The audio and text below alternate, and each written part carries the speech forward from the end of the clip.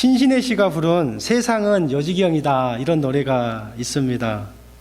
세상은 요지경 속이다.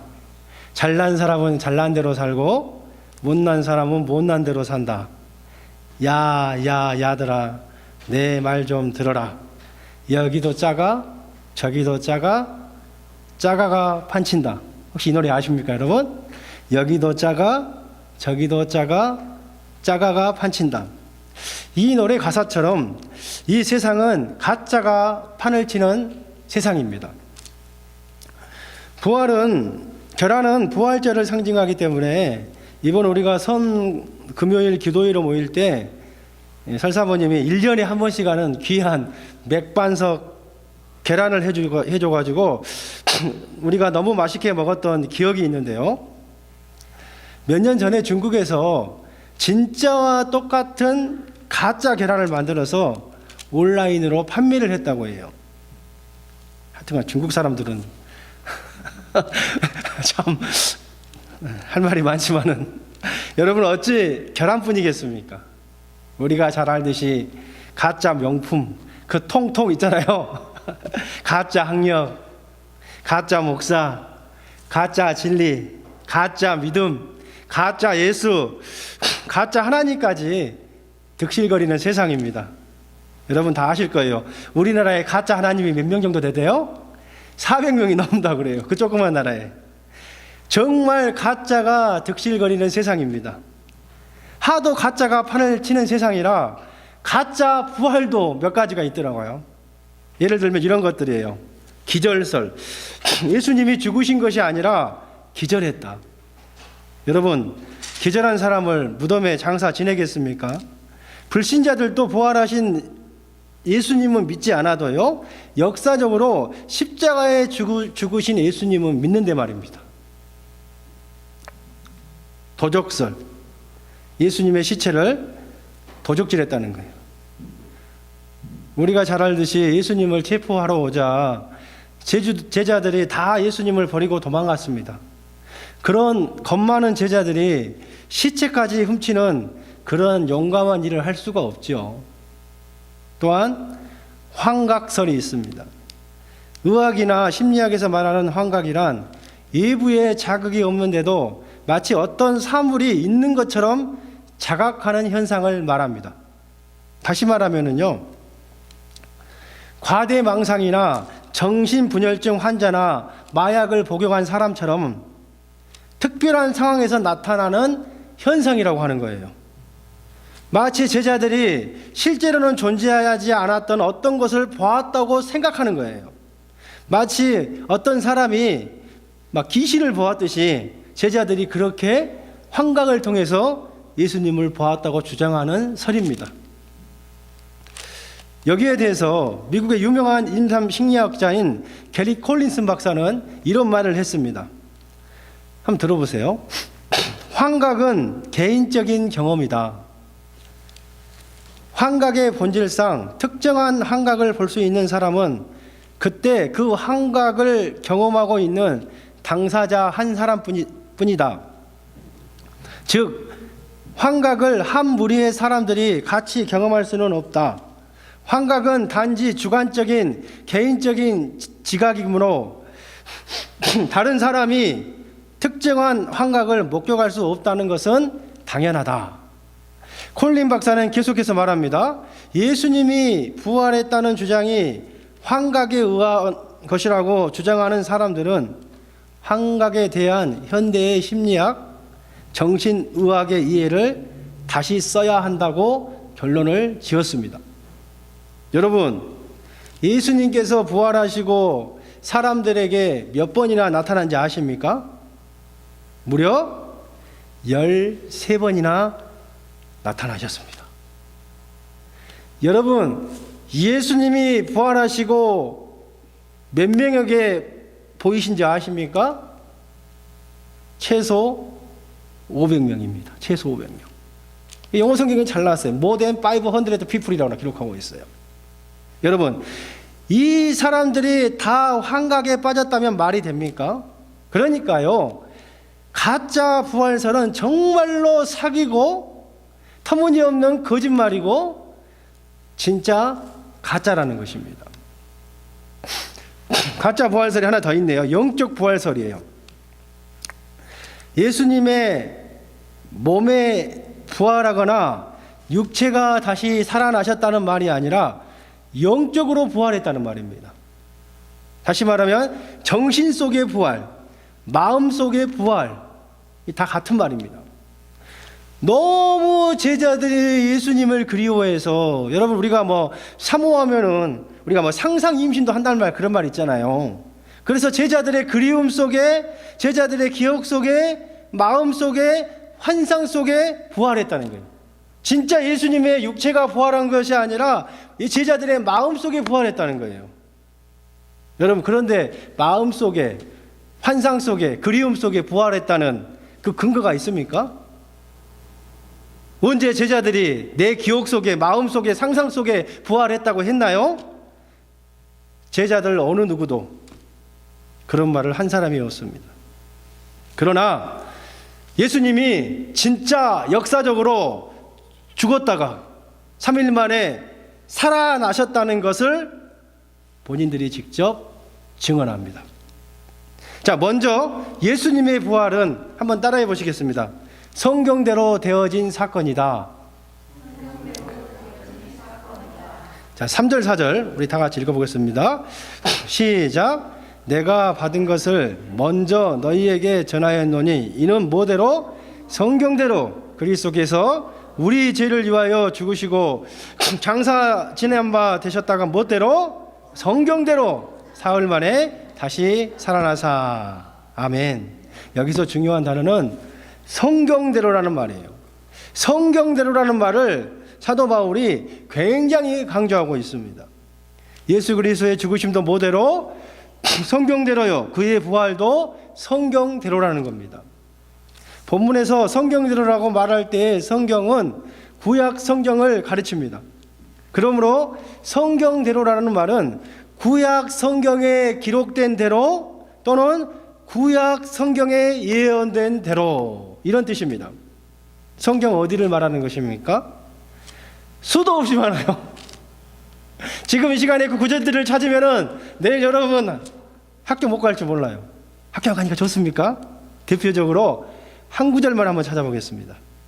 제가 찾을 테니까 그냥 읽으시면 됩니다. 저를 따라서 시편 16편 10절인데요. 자, 한번 저를 따라해 보시겠습니다. 이는 주께서 내 영혼을 수월에 버리지 아니하시며, 여기서 수월은 무덤이나 지옥을 말하는 거예요. 주의 거룩한 자를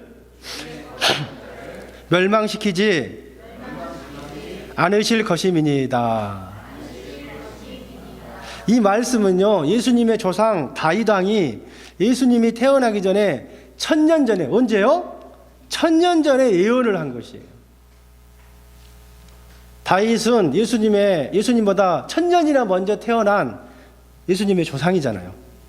여러분, 사람이 태어나서 살다가 반드시 죽고, 죽으면 어떻게 돼요? 썩어서 한 줌의 흙으로 돌아간다는 것은 만고불변의 진리입니다. 그런데 여기서는요, 수월, 즉 무덤, 죽음에 버려두지 않고 멸망시키지 않겠다는 거예요. 썩지 않게 하시겠다는 것입니다. 누구를요? 주의 거룩한 자를요. 여기서 주의 거룩한 자는 누구를 가리킵니까? 바로 죽음에서 다시 살아나신 예수 그리스도를 말씀하시는 거예요. 사도 베드로가 오순절날 사도행전 2장 25절 이하를 설교하면서 주의 거룩한 자를 분명히 예수 그리스도라고 밝히고 계십니다. 그러니까 여러분, 예수님의 부활은요, 어느 날 갑자기 일어난 그런 사건이 아니라는 것입니다. 수백 년, 수천 년 전부터 이미 구약 성경에 예언되어진 그것이 성취되어진 사건이라는 거예요. 사랑하는 여러분, 부활이요 생명이신 예수 그리스도께서 성경대로 죽으시고 성경대로 죽음의 권세를 깨뜨리시고 분명히 다시 살아나신 분이심을 믿으시기를 진심으로 축원드리겠습니다. 자, 두 번째로요, 예수 그리스도의 부활의 확실한 증거는 한번 따라해 보시겠습니다. 예수님의 부활을 직접 본 목격자들이 많다. 예, 여러분, 한두 사람도 아니고 지금 살아있는 증인들이 아주 많다는 거예요. 몇 년 전에 제가 인천에 있는 계산교회에서 사역할 때 이야기인데, 저는 교회에서 행정도 맡고 장례도 맡았기 때문에 한 1년에 한 200건 정도의 장례식을 치렀던 것 같아요. 그 중에 이제 지방도 갈 때가 종종 있었는데, 지방이 정확하게 기억은 안 나요. 어떤 지방에 장례식을 갔다 오는데 한 집사님이, 목사님 저 밤 10시 전에는 무조건 들어가야 된다는 거예요. 제가 왜 그러시냐고 여쭤보니까 피고인이라는 드라마를 봐야 된다는 거예요. 피고인. 여러분 기억나시는지 모르겠지만 한 10년 전 드라마는 잘 모르겠어요. 이 피고인이라는 드라마는요, 딸과 아내를 죽였다고 억울하게 누명을 쓴 그 사형수가 되었던 검사 박정우의 이야기를 다루는 내용이더라고요. 찾아보니까. 사랑하는 딸과 아내가 죽은 것도 정말로 이해가 타는데 검사인 본인을 범인으로 지목하니까요, 진짜 이거 억울하고 여러분 미칠 노릇 아닙니까? 하루아침에 살인자가 됐으니까요. 그것도 뭐예요? 가족을 죽인 살인자. 본인이 죽이지 않았어요. 그런데요, 본인이 죽이지 않았음에도 불구하고 본인이 죽인 것처럼 어떻게 해요? 조작해서 범인을 만들어버리면 어떻게 해요? 죽이지 않았지만 증인과 증거물이 없으면 어떻게 되는 거예요? 범인이 되는 것입니다. 그러나 여러분 어떻게 해요? 정확한 증인, 정확한 증거만 있으면 어떤 재판의 판결을 180도 뒤집을 수 있습니다. 법대 전공하신 분 없습니까? 변호사 출신, 판사 출신, 포청천 없습니까? 여러분 이것은요, 예수님의 부활 사건도 마찬가지입니다. 예수 그리스도의 부활을 직접 목격한 사람, 부활하신 예수님을 직접 만나본 사람이 있다면 부활은 진짜 확실하게 믿을 수가 있습니다. 그것도요, 한두 사람의 증인이 아니라 증인이 많다면 그 확실성은 더 높아진다는 거예요. 사도 바울은요, 본문 5절에서 8절까지 무려 증인들 몇 명이요? 527명, 정확하게 527명에 달하는 예수님의 부활을 직접 체험한 증인들을 세우고 있는 거예요. 몇 명이라고요? 527명이에요. 여러분, 증거는 객관성이 있어야 됩니다. 자기 혼자 주장하는 것은요, 다른 사람이 믿지 않아요. 법정에서도 효력이 없습니다. 그래서 성경에 보면은 두세 사람의 증인만 있으면 사실로 인정하는 거예요. 혼자는 안 된다는 거예요. 최소한 2명은 있어야 된다는 거예요. 그래야 효력이 있는 거예요. 그런데 지금 예수 그리스도의 부활에 관한 증인이 몇 명이나 된다고요? More than 500 people이에요. 더군다나 고린도전서를 썼던 당시에 그 대다수의 증인들이 살아있어요. 고린도전서가 아마 제가 알기로는 신약 성경 중에 가장 빨리 기록된 성경으로 알고 있거든요. 주 55년경. 그러니까요, 고린도전서가 쓰여질 당시는 예수님이 부활하시고 20년 정도 되는 시점이에요. 그러니까 누구라도 이때는 부활이 의심되면은 그들을 찾아가서 확인할 수가 있었어요. 여러분, 여기에 무슨 증거가 더 필요하겠습니까? 어떤 증거보다도 효력이 있는 살아있는 증인들이 곳곳에 살아있는데요. 예수님은 확실히 부활하셨습니다. 믿으시면 아멘 하세요. 여러분, 사실상 사실대로 이야기할게요. 신약 시대에 예수님의 부활은 논할 가치가 없었습니다. 여러분, 지금 코로나에 걸린 사람 많아요? 안 많아요? 많죠. 코로나에 걸린 사람들이 많은 것처럼요, 이 시대에 이스라엘 사람들에게 있어서 예수님의 부활은요, 누구나 공공연하게 다 아는 사실이었습니다. 좀 외람되게 심하게 이야기하면요, 지나가는 똥개도 예수님의 부활을 다 알고 있었습니다. 사도행전 2장 22절에서 베드로가 설교하면서 그런 이야기를 하죠. 예수님의 부활은 우리만 아는 게 아니고, 예수님의 특별한 12제자들만 아는 게 아니고, 이스라엘에서 사는 사람이라면은 예수를 믿든지 안 믿든지 다 아는 사건이라고 말씀하고 있어요. 여러분 한번 생각해 보세요. 만약에 베드로의 말이 조금이나 틀리거나 거짓말이거나 이의가 있으면 분명히 예루살렘 오순절날에 정말로 수천 명, 수만 명의 무리들이 베드로의 설교를 들었잖아요. 그때 군중들이 반박하지 않았겠습니까? 베드로, 너 구라치지 말아라. 구라치려면 긴 구라한테 구라를 쳐라. 막 뻥이다. 거짓말하지 마라. 이렇게 이야기하지 않았겠습니까?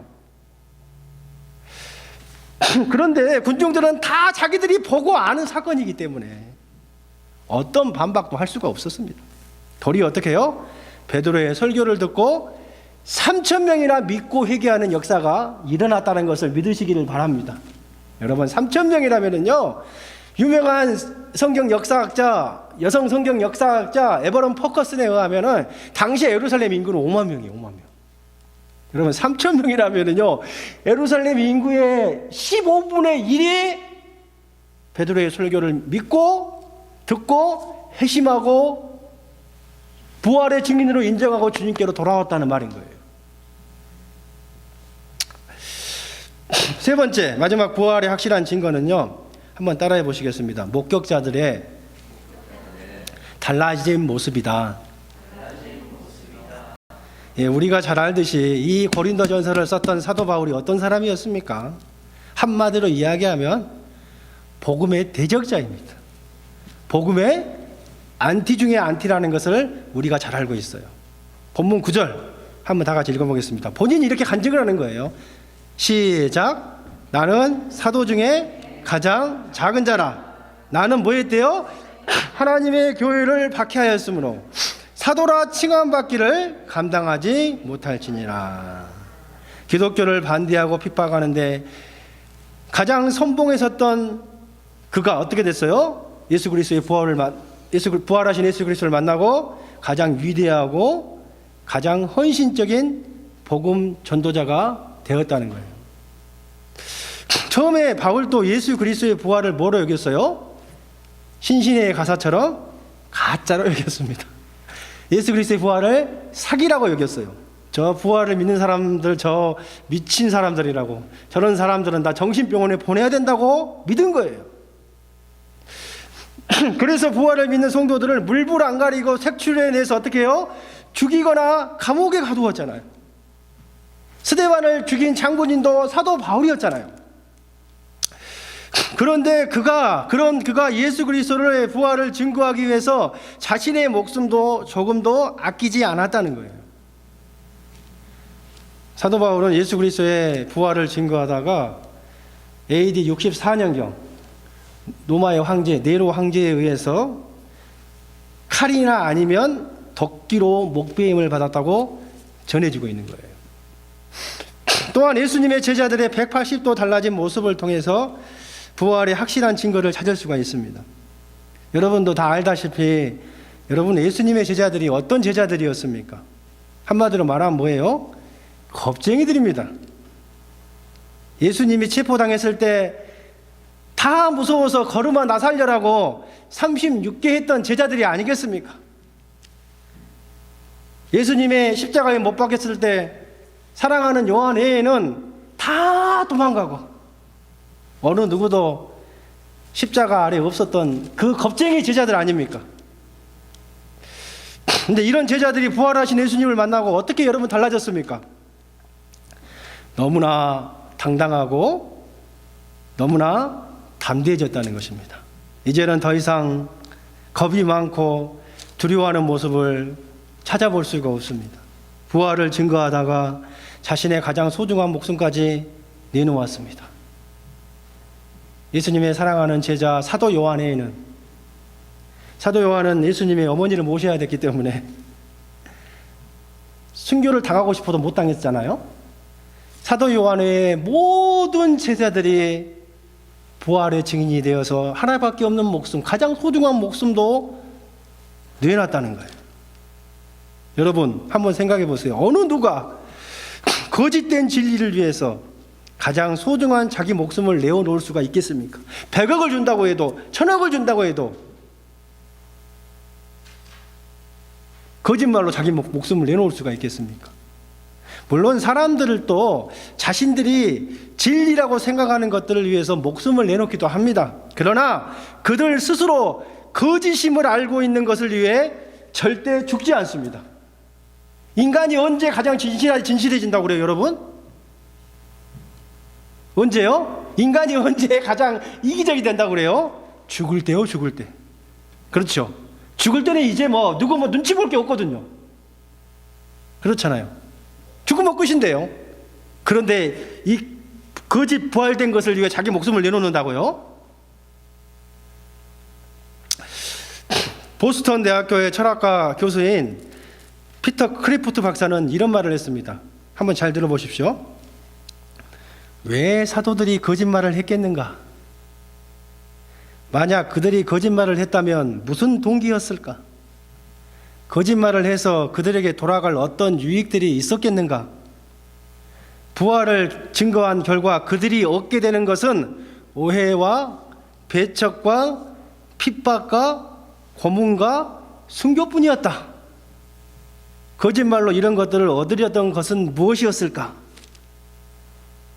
그러니까요, 논리적으로 이해가 안 되지만, 그렇잖아요. 과학적으로 이해가 안 되지만 많은 증거를 고려해 본 결과 최선의 설명은 한번 따라해 보겠습니다. 부활이 실제로 일어난 것이다. 네, 여러분, 이거는 안 믿는 철학과 교수들이 논리적으로 접근했을 때 이런 결과를 얻는 거예요. 부활이 거짓말이라면 그들이 무슨 이익도 없는데, 그렇잖아요. 무슨 돈을 주는 것도 아니고, 그런 것도 전혀 없는데, 죽음밖에 없는데, 거짓말로 이런 것들을 얻으려고 하는 이유가 뭐겠습니까, 여러분? 없다는 거죠, 전혀. 사랑하는 여러분, 예수 그리스도의 부활은 과학적으로 이해가 안 되지만 분명히 논리적이고 실제로 일어난 사건입니다. 진리이신 성경이 예언을 하고 있고 수많은 목격자들이 있고 제자들이 180도 달라진 삶으로 증명을 했습니다. 이 부활을 진심으로 믿으시고 전파하고 증거하는 부활의 증인들이 다 되시기를 주의 이름으로 간절히 축원드리겠습니다. 기도하시겠습니다.